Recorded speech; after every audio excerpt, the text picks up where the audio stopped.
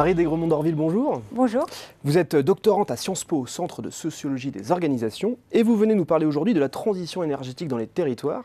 Alors première question, en quoi est-ce que les territoires ont un rôle fondamental à jouer dans cette transition énergétique ? Tout d'abord, les collectivités locales seront les premières à gérer les premiers effets du changement climatique, par exemple les attaques de la mer contre le trait de côte.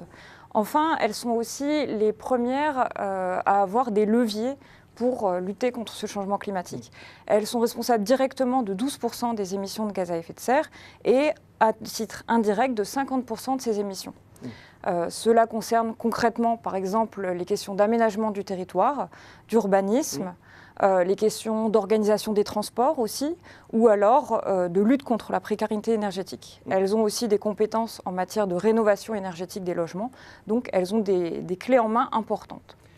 Alors justement, vous qui avez étudié ces territoires, où se situent les débouchés économiques dans la transition énergétique et est-ce qu'il y a des filières concrètes qui sont créées dans ces territoires ? Alors tout d'abord, il faut préciser que les questions de transition énergétique, ce sont des questions de développement économique territorial.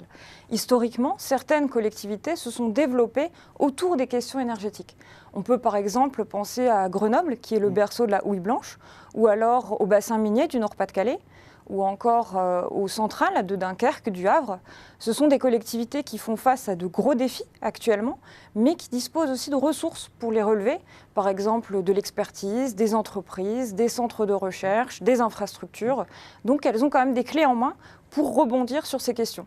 Par exemple, Dunkerque est à la pointe en termes d'écologie industrielle, il y a de nombreux projets, ou alors Grenoble se spécialise dans les énergies décarbonées, ou alors dans le stockage de l'énergie avec les batteries, dans les smart grids aussi. Ces innovations, elles sont testées dans la ville avec des questions de nouvelle mobilité ou de réseaux intelligents. De fait, ça offre à ces collectivités un rayonnement industriel et politique. Au Havre, on peut aussi penser aux énergies marines, qui constitue un nouveau facteur de développement. Il y a des territoires qui n'ont pas de lien historique peut-être avec le développement de filières énergétiques. Alors comment ça se passe dans ces territoires-là ? Il est vrai que pour ces territoires qui n'ont pas cette histoire, cela peut être plus compliqué de s'y atteler. Pour autant, cela constitue un levier d'attractivité important.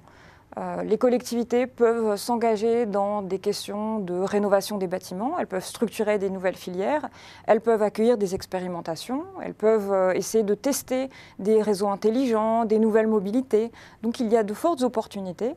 Elles peuvent aussi développer des ressources locales comme les énergies décarbonées, la chaleur renouvelable, par exemple, structurer la filière bois. Donc il y a de nombreuses opportunités. Il faut souligner que ces problématiques sont encore naissantes dans les territoires. Les projets sont embryonnaires, les modèles d'affaires restent encore à définir, mais il y a un potentiel, une graine de développement territorial qu'il serait intéressant de développer. Alors justement, selon vous, vous qui étudiez encore une fois ces territoires, qu'est-ce que les collectivités locales pourraient faire de plus ou de mieux pour mener à bien les objectifs globaux de la transition énergétique ? Tout d'abord, il faut souligner que le principal défi auquel nous soyons confrontés est le changement climatique. Et à ce titre, 28% des émissions de gaz à effet de serre sont dans les transports, c'est le principal poste, 20% dans les bâtiments, suivi de près par l'agriculture.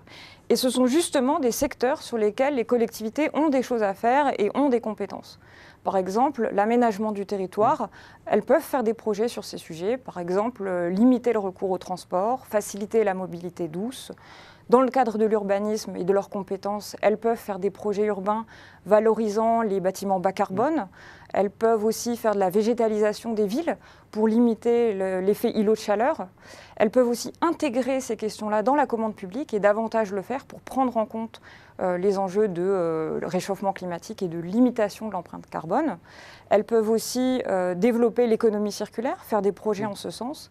Et puis, elles ont un impact sur nos modes de vie, sur le cadre de vie. Et en cela, elles sont en première ligne pour sensibiliser les citoyens. Et ce sont d'ailleurs les institutions envers lesquelles les Français ont le plus confiance. Donc elles ont des clés en main fortes. Eh bien, merci beaucoup Marie Desgremont-d'Orville pour cet éclairage sur la transition énergétique dans les territoires. Merci. Merci.